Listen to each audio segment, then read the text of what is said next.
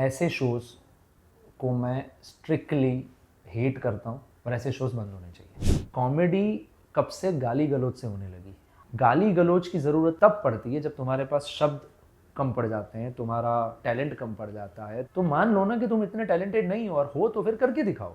अब तक ये शो इसलिए चला क्योंकि लोगों ने देखा। हम देखना बंद कर देंगे, वो बनाना बंद कर देंगे। इस दुनिया में सबसे ज़्यादा देने वाली चीज़ क्या है?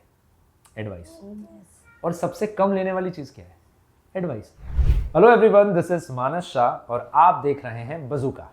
रणवीर और समय रैना जो भी हुआ है, आपका ओपिनियन जानना चाहूंगी, क्या कहना चाहोगे आप?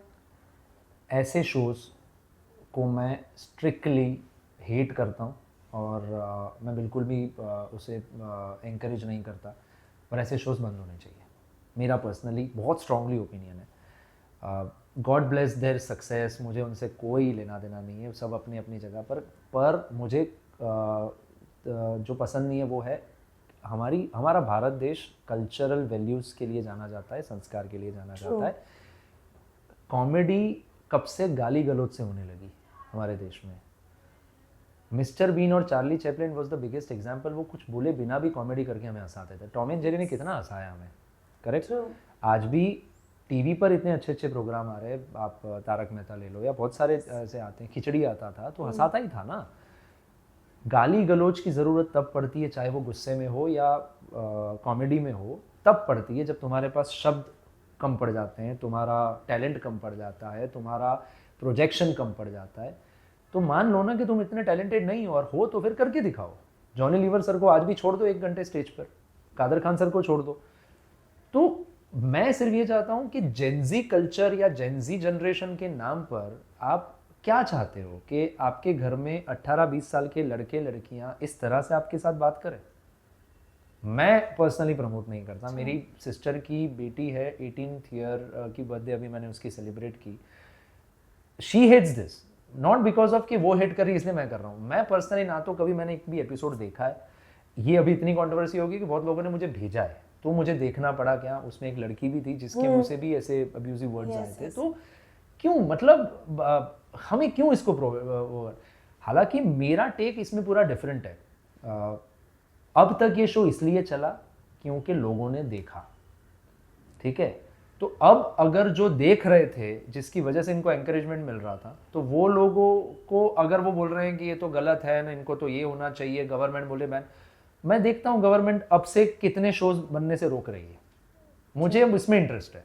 हो गया, भूल जाओ। मैं तो बोलता हूँ दोनों को माफ भी कर दो यार, हो गई गलती यार, इंसान है यार, बहुत बड़े बड़े लेजेंड से गलतियां हुई हैं। लेकिन कल से इंटरनेट पर, जैसे टीवी में एसएनपी डिपार्टमेंट है, कुछ भी गलत नहीं आने देता। कैसे पकड़ के रखा है फैमिली को, इंटरनेट पे क्यों नहीं है? बनाओ ना ऐसा डिपार्टमेंट। भरा पड़ा है पूरा इंटरनेट इस तरह के स्टैंड अप कॉमेडी से, बोल्ड कंटेंट से। और सत्य ये है, हम सब अपने आप से झूठ नहीं बोल सकते। कहीं ना कहीं छुपकर भी बहुत कुछ देखते हैं, तब जाके इनको एंकरेजमेंट मिलता है। और एक बंदा बनाता है, वो कमाता है, तो दूसरा उसकी कंपटीशन में एक और लेवल पार करता है, फिर तीसरा एक और करता है। ऐसे करते करते ये अभद्र और विभत्स चीज़ें देखने को मिलती है। हम देखना बंद कर देंगे, वो बनाना बंद कर देंगे। It's very simple, don't lie, but ask yourself कि अपने घर के बेटी बेटियों को अगले 10 साल बाद जेंजी कल्चर या जो भी कल्चर को, अल्फा बीटा जो भी बोलते हैं, ये सब को क्या सिखाना चाह रहे हो? ये दैट इज वर्स्ट। मतलब मैं तो नहीं मानता ना, I don't want to be, मैं मतलब मुझे कभी भी भगवान ना करे ऐसे शो का हिस्सा बनना पड़े, मुझे बनना भी नहीं है। पर I just hope and wish कि जितने भी लोग अभी इसको क्रिटिसाइज कर रहे हैं ना, मैं उनकी तरफ से एक्शन चाहता हूँ। आप मेरे को एक्शन तब दिखाना जब ऐसे शोज लिटरली बनना बंद हो जाए। जैसे कि आपने कहा, ऑफ कोर्स गलत था, चीज़ें गलत बोली गई है। उसके बाद रणवीर ने माफ़ी भी मांगी, चीज़ें भी की, फिर भी उनकी फैमिली को थ्रेट दिया जा रहा है। That's what I am clinic saying ना पहुंच कि रहे। That's what I am saying ना कि रणवीर इंसान है यार। इंसान, गुजराती में कहावत है, मानस मात्र भूलने पात्र। कि होती है इंसान इसलिए गलतियां होगी, भगवान नहीं है। हो गई गलती, फ्लो में आ गया। बड़े बड़े सुपरस्टार्स, बड़े बड़े लेजेंड्स ने गलतियां की है, उनके पास्ट को चक्कर में अभी तक भुगत रहे हैं। ये हो गई उससे गलती। समय तो बनाता था, ठीक है, तो वो गलती नहीं थी। वो लड़की भी अगर इसी शो में बोली है तो मैं उसको भी गलती मानता हूँ। अगर वो पहले भी कहीं बोल चुकी है तो फिर वो भी गलती नहीं थी। रणवीर के लिए तो एक अलग दुनिया से अलग जगह पे आया और वो उसने माफी मांग ली ना, तो माफ कर देते हैं। पर नेक्स्ट टाइम से रणवीर का क्या टेक होगा ऐसे शोज को लेकर, मुझे वो जानना है।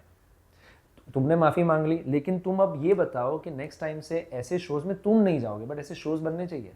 छाती ठोक के बोल ना समय को, ताकत है तो बोलो ऐसे शोज बनाने वालों को कि मेरी गलती हो गई, मैं तुम्हारे शो में आया, बट अब मैं चाहता हूँ कि ऐसे शोज बने नहीं। तब तुम्हें सांप सुन जाता है ना। तो everybody is obliging each other, ये सारा मैनिपुलेटिव गेम है, सबको समझ में आता है, पब्लिक स्मार्ट है। पर मेरा पर्सनली, मैं तो इवन मेरी और वो चाहत की जब कंट्रोवर्सी हुई थी तब मुझे बहुत लोगों ने बोला था, अरे फेम एनकेश कर लो। यार मैं अकेला बंदा हूँगा जो मैं छाती ठोक के बोलता हूँ, don't follow me, don't subscribe me, don't like me, कोई प्रॉब्लम नहीं है। मेरा घर मेरे टैलेंट पे भगवान की कृपा से अच्छा चल रहा है। मुझे वैसे लोग चाहिए भी नहीं जो नेगेटिविटी लेकर आए।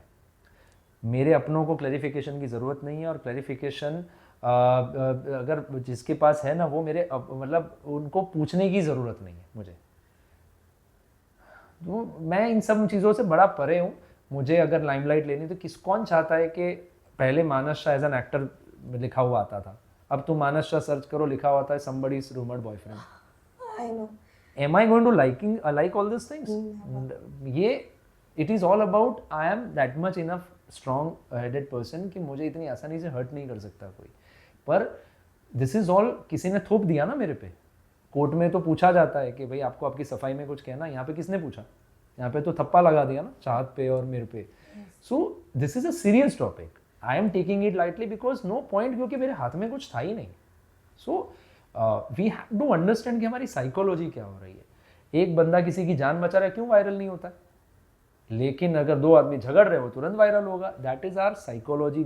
ये साइकोलॉजी बहुत गलत दिशा में जा रही है। फिर हम पाप पुण्य की बात करते हैं। अभी बीच में एक बहुत अच्छा मैंने कहीं पढ़ा था कि हमारी ज़िंदगी में तकलीफ आती है तो हम बोलते हैं भगवान परीक्षा ले रहा है, और दूसरे की ज़िंदगी में आ रहे तो बोलते हैं साले के कर्म ही ऐसे थे। So we are so convenient, we have to ask ourself, that's it. किसी से झूठ मत, सबसे बोलोगे भाई, अपने से कैसे बोलोगे? तुमने अगर कभी भी उसके एपिसोड को देखा है ना, तो तुम्हें कोई हक नहीं बनता उसको गाली देने का, समय को, प्रैक्टिकली। और अगर अब गाली दे रहे हो तो आइंदा से मत देखना, मैं सुधारने का भी मौका मैं दे रहा हूँ वैसे। सो बी ऑनेस्ट, मतलब कोई मतलब नहीं मैनिपुलेटिव, कब तक हम कन्वीनियंस के साथ बात करते रहेंगे, but this is not correct for our culture, for our India. मैं मतलब 17 कंट्रीज ट्रैवल कर चुका हूँ, बट मुझे ऐसा लगता है कि सारे जहाँ से अच्छा हिंदुस्तान हमारा। यार मत करो यार, इसको मत बिगाड़ो। मैं ऐसी साइकोलॉजी वाला हूँ। वेल ऑफ कोर्स आपने सही बोला। जैसे कि आपने बोला ट्रोलिंग, मैं एक चीज़ कहना चाहती हूँ। पहले सोशल मीडिया ऐसा था जहाँ पर ढेर सारा प्यार मिलता, अब प्यार से ज़्यादा ट्रोलिंग मिल रही। कभी ऐसा आपके साथ हुआ?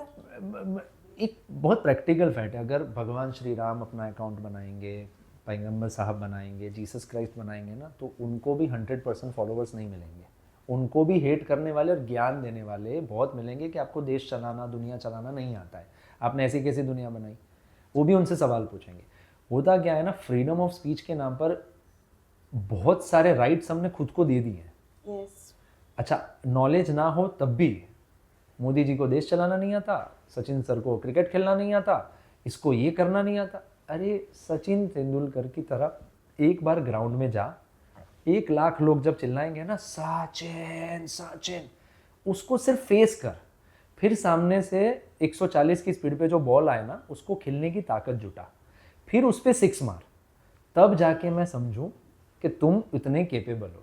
गली क्रिकेट में सेंचुरी लगती नहीं है और तुम उसको सिखाने चले हो। सो वो है ना, इस दुनिया में सबसे ज्यादा देने वाली चीज क्या है? एडवाइस। और सबसे कम लेने वाली चीज क्या है? एडवाइस। क्योंकि हमें ऐसा लगता है ना कि हमारे लिए तो है ही नहीं, वो तो दूसरों के लिए बनी है, तुम्हें जरूरत है एडवाइस की, मुझे तो, मैं तो सर्वगुण संपन्न हूँ। खुद से झूठ कब तक बोलेंगे ना हम लोग।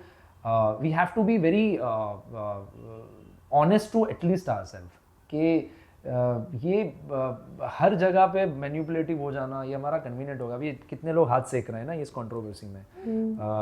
सो मुझे जब मुझे बोला कि नो एन्जॉय द फेम, मैंने क्या एन्जॉय करूँ मैं इसमें, उस लड़की के ऊपर मतलब एक इज्जत उछाल के अगर मुझे फेम चाहिए होता, मुझे तो सिर्फ इतना ही बोलना था ना कि हाँ, मैं तो उसमें अब रातों रात हो जा, शायद मुझे बुला भी लेते अंदर, क्या फ़ायदा होता।